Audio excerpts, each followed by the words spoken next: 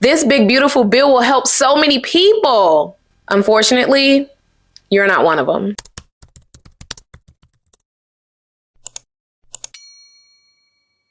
What's up, guys, and welcome back to my channel. It's Crystal, your favorite social worker. And in this video, I'm going to be breaking down how y'all president's brand new bill will affect things like SNAP and Medicaid. For some background, I have worked in the social service field for over 10 years.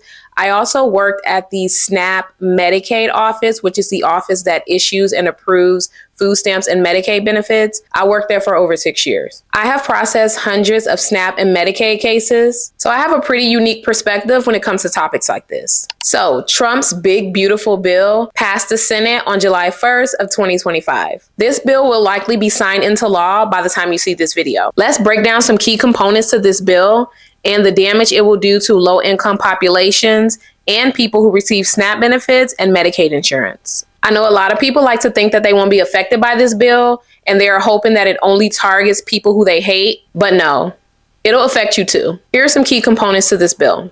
$300 billion will be cut from the SNAP program. That is the most in the 61-year history of this program. Cutting money from this program means that those who are eligible now may not be eligible in the future. This bill also imposes even stricter work requirements on those receiving SNAP benefits. From what I read, it gives you 3 months to find employment that they deem to be appropriate, and if you don't, you get cut off the program. People with unstable jobs, childcare needs, or health issues could be denied SNAP if they cannot meet the work requirements each week. And also, SNAP benefits usually increase to account for the rise in food costs. But this bill has placed a freeze on that, so that will not be happening anytime soon. Medicaid. This one actually worries me more than the SNAP cuts. So, over $1.3 trillion will be cut from this program. There is now a work requirement to receive Medicaid. So, college students who already have a lot on their plate will be forced to work 20 hours a week in order to have insurance. Those who are in between jobs and need Medicaid as a safety net while they are interviewing for other jobs will no longer be eligible. Those with undiagnosed mental health issues that prevent them from working will no longer be eligible. Millions of people will lose their insurance because of this bill. Other safety nets like childcare assistance and housing programs will now have more restrictions than they have now. This includes the TANF or the Cash Aid program as well. I ran a TANF caseload for many years, and that program is already super restrictive. Just ask anybody who's ever been on it. It literally micromanages every single thing you do when you're on that program. So I don't even know how it can get any worse. It's already a nightmare, and it's about to get worse. Now, if all of that money is being cut from these programs, it has to be going to other programs to help hardworking, everyday Americans, right? Wrong. The billions being cut from these programs that we all benefit from are going straight to rich people and big corporations. The top 1% will save between $45,000 and $85,000 a year because of this new bill. These tax breaks will raise the national debt by about $4 trillion over the next 10 years. So, in a nutshell, this bill is a disaster. It is a direct assault on low-income individuals and families. It is going to wreak havoc in this country, specifically on our most vulnerable populations, like our veterans, the disabled, and our children. And if you or someone you love fall within one of those categories and you think this bill won't affect you, you're sadly mistaken. Anyone making less than 6 figures will likely be negatively affected by this bill. So I'm telling you, as someone who works closely with low-income people, you need to prepare for what's coming, because it won't be pretty.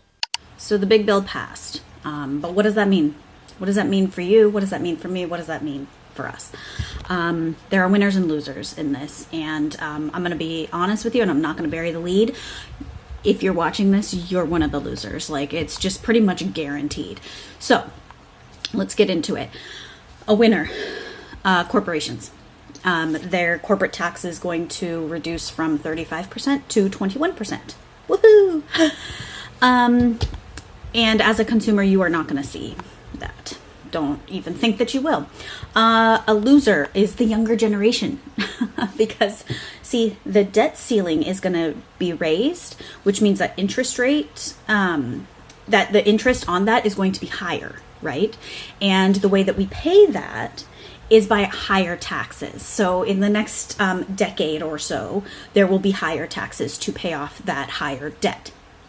That money is also going to come from cuts from education, from affordable housing, infrastructure improvements, and of course, higher interest rates, which is what everyone wants, right? Winner. If you make a lot of money, if your household income is between $200,000 and $500,000, you might benefit from this. And that is because there's going to be higher federal tax deductions for like owning your house and things like that. So that is good. If you owe a lot for that, you will owe a little less. And that's nice for you. Another loser, low income. Anyone that is low income. This is probably the biggest one that you've heard in the news, Medicaid. 12 million people are estimated to lose their health insurance over the next decade. Yay! And just to put that into a little perspective, most of that is going to come from like small rural areas. And it's estimated that about 40% of children in small rural towns get their insurance from Medicaid. So they no longer will. Let's see. There's, of course, cuts to food stamps because, poor people don't need help.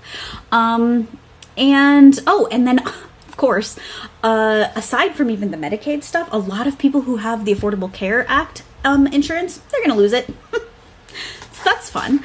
A winner. People who make tips and overtime. So good for you. This is a good one. So this no tax on tips and no tax on overtime, that sounds awesome, right? I used to be a server. That would have been great.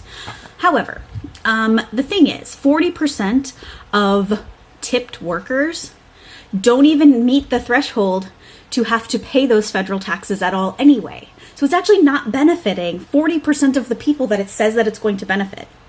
And you know what that's called? Smoke and mirrors. That means that it just sounds really cool, but if you don't dive in, it doesn't mean anything. Another loser. Now let's think about this. You have a lot of people that are losing health insurance. They can't go to the doctor. They can't get prescriptions. They can't do that. So you don't need those healthcare worker jobs anymore.